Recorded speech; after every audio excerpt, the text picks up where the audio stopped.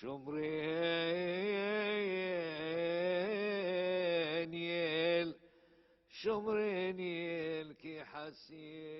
judíos ejercieron gran influencia en el País Vasco. Su brillante cultura y su capacidad de trabajo dejaron profundas huellas en nuestra historia. Sin embargo, y pese a las épocas de tolerancia que existieron, los judíos fueron, por motivos religiosos y económicos, víctimas del odio de los vascos cristianos, tan antisemitas como los de otros pueblos de Europa.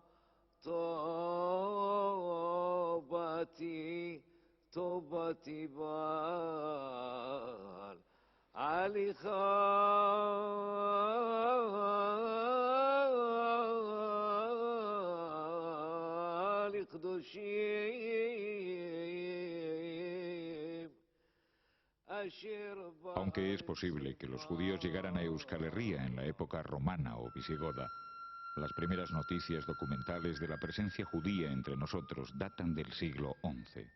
Confluyen en Navarra judíos emigrados del sur y también francos del otro lado del Pirineo, acompañado con la política repobladora que vienen francos de la zona de Nando, la zona de Polo de Mer, más al norte, y se asientan en Navarra. El ejemplo más claro y primer documentado es el asentamiento de judíos en Estella, en la zona cristiana, porque en la zona musulmana ya estaban en Tudela. La presencia judía más antigua es en Tudela y su Albala y su circunscripción, que son asentamientos judíos de tradición musulmana. En Tudela, Vitoria y Bayona existieron importantísimas juderías, pero no fueron los únicos lugares donde se asentaron comunidades judías. En Navarra hubo barrios judíos en Pamplona, Estella, Olite, Cascante, Viana, Funes y otras poblaciones menores. En Álava destacaron las juderías de La Guardia y Salvatierra. Normas contra los judíos aparecen en las ordenanzas guipuzcoanas de la Hermandad, pese a que en territorio guipuzcoano solo existieron pequeñas comunidades de judíos en Mondragón y Segura.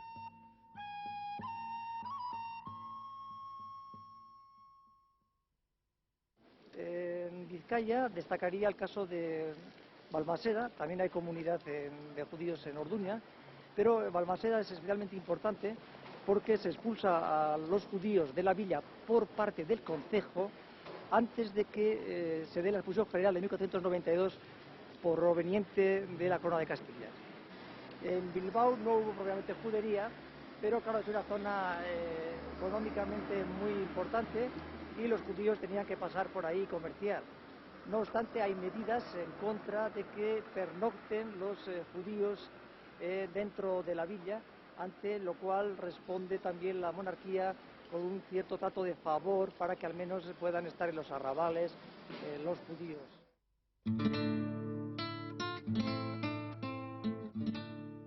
Los judíos sobresalieron en el cultivo del comercio, la artesanía, las letras y las ciencias. Célebres médicos y farmacéuticos judíos atendieron a reyes y nobles. El comercio de los paños, la peletería y las joyas eran casi monopolio exclusivo de mercaderes hebreos. La participación de los judíos en la administración de las finanzas reales fue un hecho harto frecuente como agentes recaudadores, funcionarios ocasionales o en calidad de arrendadores de servicios y rentas. Pero sin duda, la actividad económica más extendida entre los judíos fue el préstamo, prohibido entre los cristianos.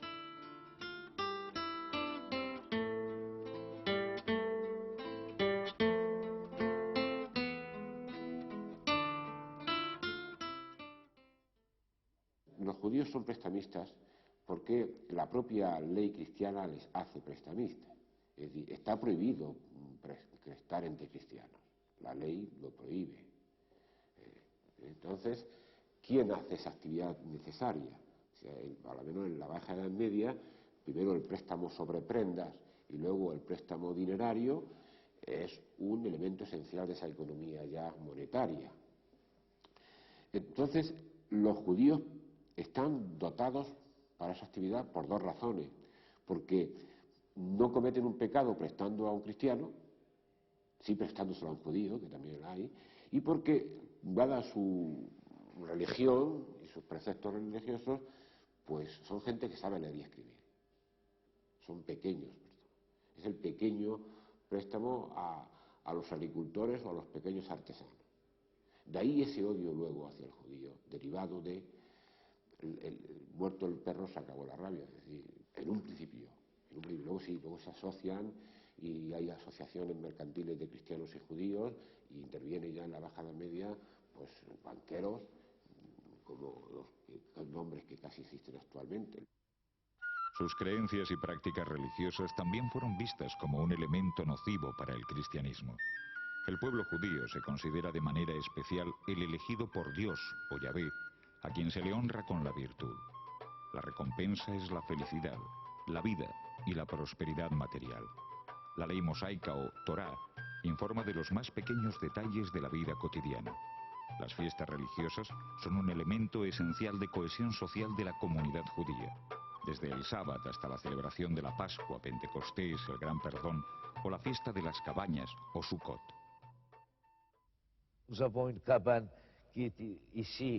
Tenemos aquí una cabaña que pertenece a la sinagoga, una cabaña que hemos construido nosotros. Durante 7 días comemos aquí. Normalmente deberíamos comer y dormir.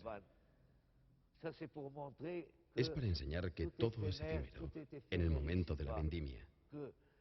Sí, porque esto sucede en otoño, cuando la uva entra en la prensa y tanto el cultivador como el labrador se han enriquecido.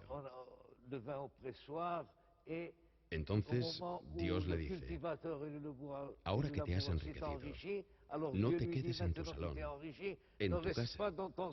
Vete a la cabaña que recuerda a aquella cabaña en la que estuvimos en el desierto durante 40 largos años.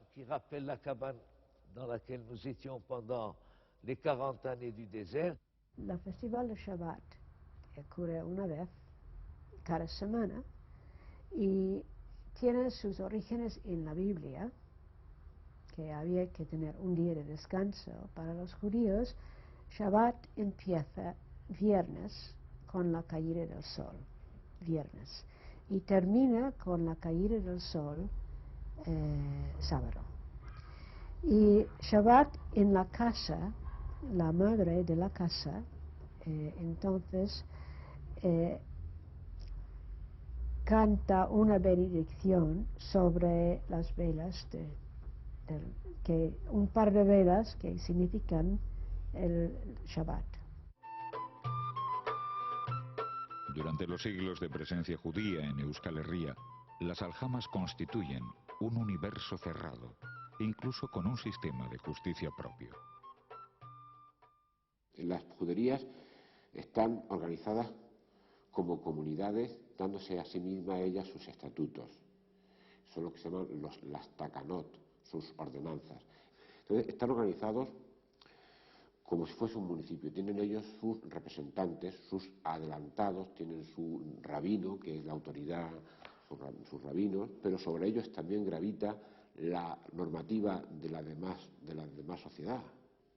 Y la vida en la judería, en el espacio, pues bueno, hay un espacio religioso ocupado por la sinagoga y sus dependencias sinagogales, donde está la escuela, sus tiendas de mercaderes, y bueno, el judío sale de ese espacio por la mañana donde va a sus negocios que probablemente están en el espacio cristiano. Salvo crueles excepciones, como la matanza de judíos promovida en el siglo XIV por el estellés Fray Pedro de Oyogoyen, Navarra fue la tierra que mejor acogió a los judíos. Los monarcas navarros, conscientes de que los judíos eran un importante pilar de la economía del reino, les otorgaron un trato favorable.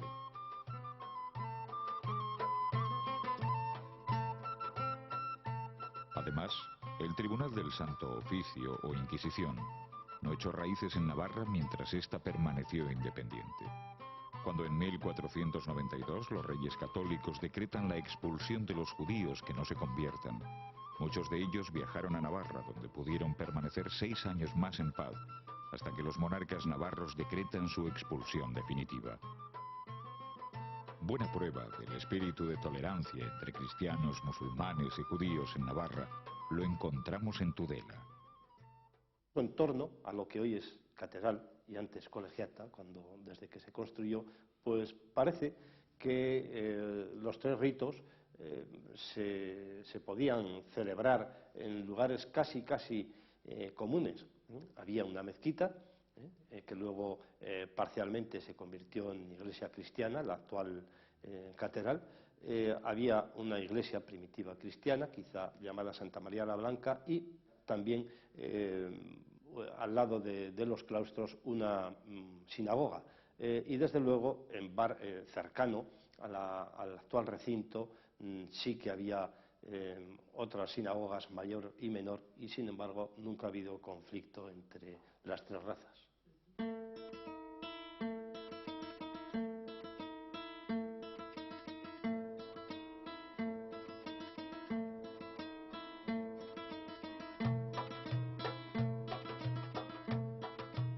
La aljama de Tudela fue la más importante y prestigiosa de Navarra. Decir judío de Tudela era un signo inequívoco de prestigio. La judería bétula fue el primer barrio judío de la capital ribera. Se extendía desde la actual calle San Julián y adyacentes hasta la catedral.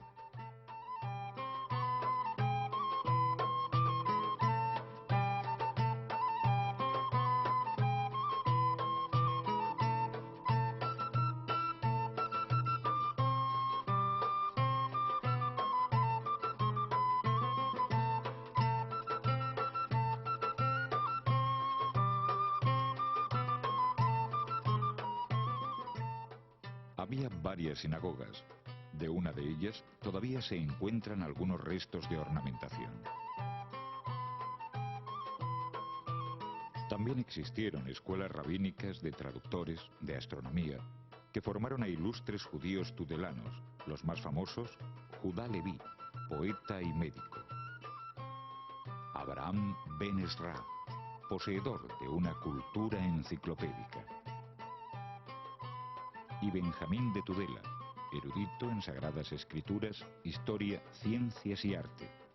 Gran viajero, Benjamín de Tudela partió en 1159 del puerto de Ribotas del río Ebro hacia Oriente y después escribió el libro Masaot Shel Rafi Benjamín Tudelensis, traducido a diferentes idiomas.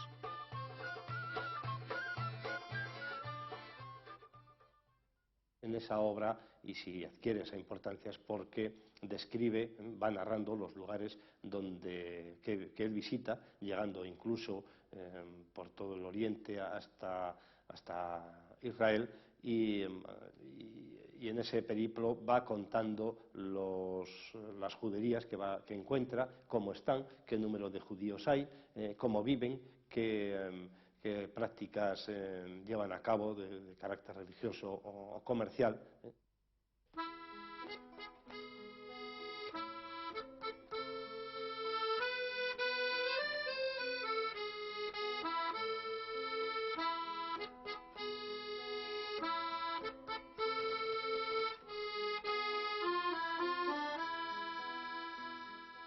A principios del siglo XII, el rey traslada a los judíos de Tudela al recinto del castillo.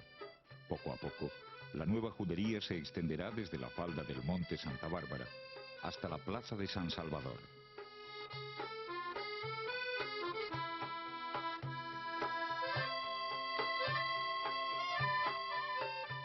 En las calles de la aljama tudelana había talleres y tiendas de toda clase de artesanos y comerciantes.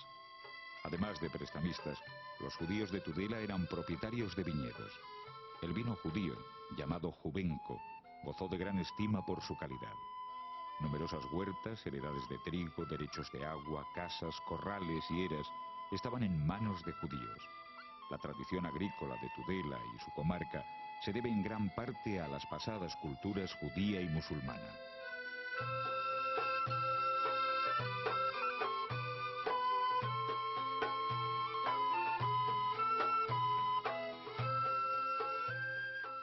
La primera noticia clara de la presencia de judíos en Vitoria data del siglo XIII. Vivían en la actual calle Nueva Dentro y constituían un reducido pero influyente grupo de la ciudad. Lo mismo prestaban a pequeños artesanos y campesinos que a los nobles alaveses.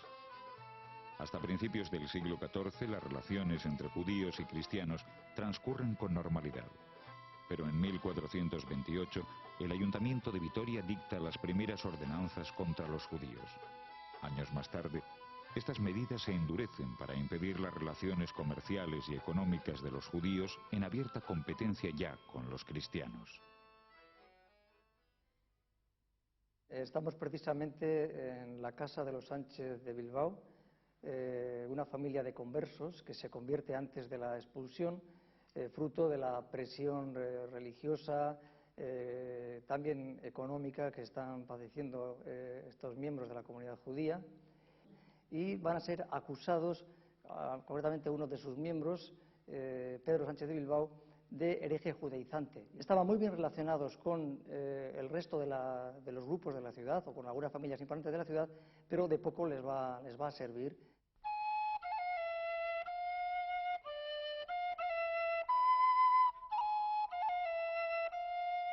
La mayoría de los judíos vitorianos que no se convirtieron en 1492 se marcharon a Navarra y Bayona, no sin antes dar muestras de generosidad. Por una parte, el Concejo de Vitoria, que escaseaba en médicos, solicitó a un médico judío, Antonio Tornay, que permaneciera un año más en la ciudad, lo cual aceptó. Y por otra parte, los representantes de la comunidad judía hicieron una cesión al procurador de la ciudad del cementerio judío, llamado hoy en día Judimendi, donde estamos, en este parque, en la actualidad, y esta cesión exigía que no se roturara el parque, con el fin de posiblemente de no profanar las tumbas de sus antepasados, y se ha mantenido hasta 1952 este acuerdo por parte de la ciudad y del Concejo de Vitoria, en que se convirtió en parque con el permiso de la comunidad judía de Bayona.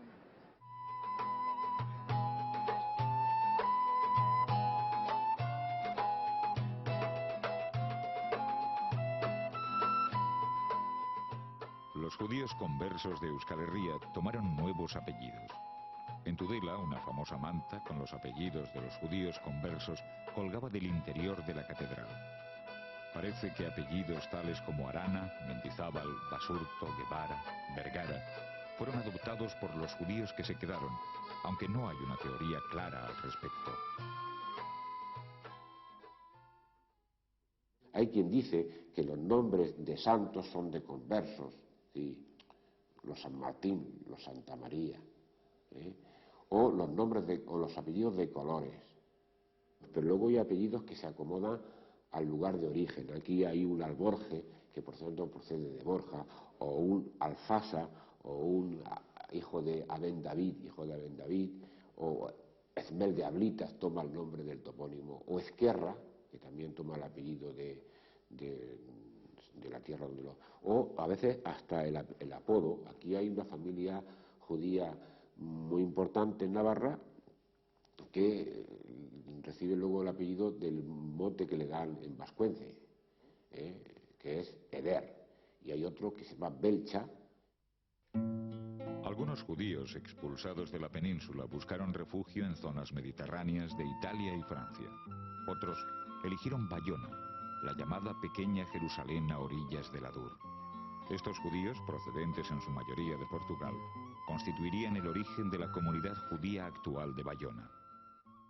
Los de Almeida venían de España y después de España han pasado en Portugal y al momento antes de 1498 que se han tomado la conversión obligatoria de los judíos, se han ido afuera de Portugal porque se ocupaba de buques y de negocios con los puertos de Atlántica. Entonces, una parte de la familia fue en la Guyana holandés, otra parte fue en Holanda, que estaba provincia española. Y se han establecido, y después todos, cada vez con las relaciones, se han ido en Burdeos, Inglaterra, Burdeos y Bayona. A comienzos del siglo XVII, Las primeras comunidades al otro lado de los Pirineos se sitúan en Saint-Esprit, en Bayona, La Bastille-Clarens y Village. Hasta el siglo VIII, estas comunidades vivieron su religión en clandestinidad. En 1824, gracias al rabino Atías, se inaugura la actual sinagoga de Bayona. La Revolución Francesa supuso para los judíos que se les considerara ciudadanos iguales ante la ley y que se vieran libres de las ropas que denotaban su condición de judíos. Tras la Revolución, la mayoría de los judíos siguió dedicándose al comercio y a la fabricación artesanal del delicioso chocolate de Bayona.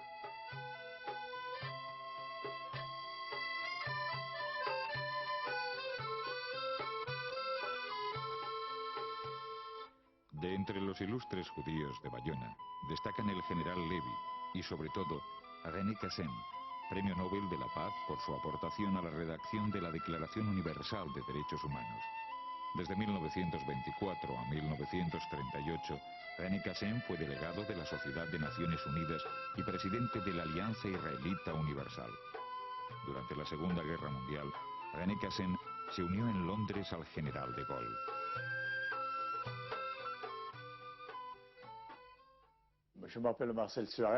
Me llamo Marcel Suárez. Nací en Bayona en el mes de agosto del año 1914. Tomé parte en las compañías de liberación y había otro como yo que era de Bayona, que era René Cassin, el profesor René Cassin. Así conocí a René Cassin hace tiempo, cuando venía a Bayona. No estaba en Bayona mucho tiempo porque él estudiaba en París y después en Niza, pero tenía toda la familia aquí, en Bayona. La ocupación nazi perjudicó gravemente a la comunidad judía de Bayona. Aunque antes, el gobierno títere de Petén había dictado ya las primeras medidas antijudías. Antes de la ocupación, la gente vivía de acuerdo. No había cuestión aquí en Saint-Esprit de religión cristiana o judía.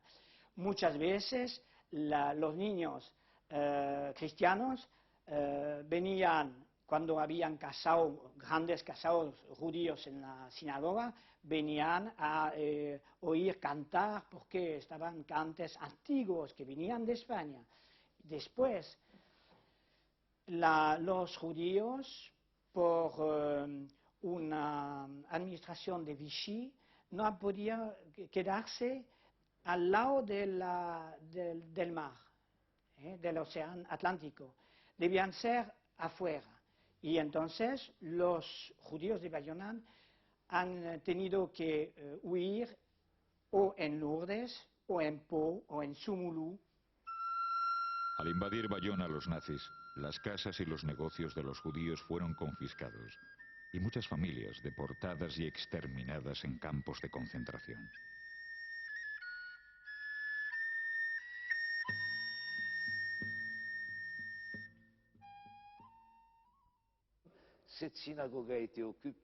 Esta sinagoga fue ocupada.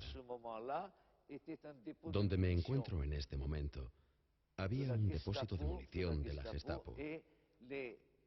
Y los rollos de la Torá que se encontraban allá enfrente, en el arca, en la Sagrada Arca, fueron llevados al ayuntamiento, ya que durante la guerra había un alcalde, no este de hoy en día, que amaba mucho a los judíos y sabía que los alemanes iban a adueñarse de la sinagoga. Desgraciadamente, en 1943 tuvo lugar la deportación del gran rabino Gainsburger, el último gran rabino que ejerció aquí en Bayona.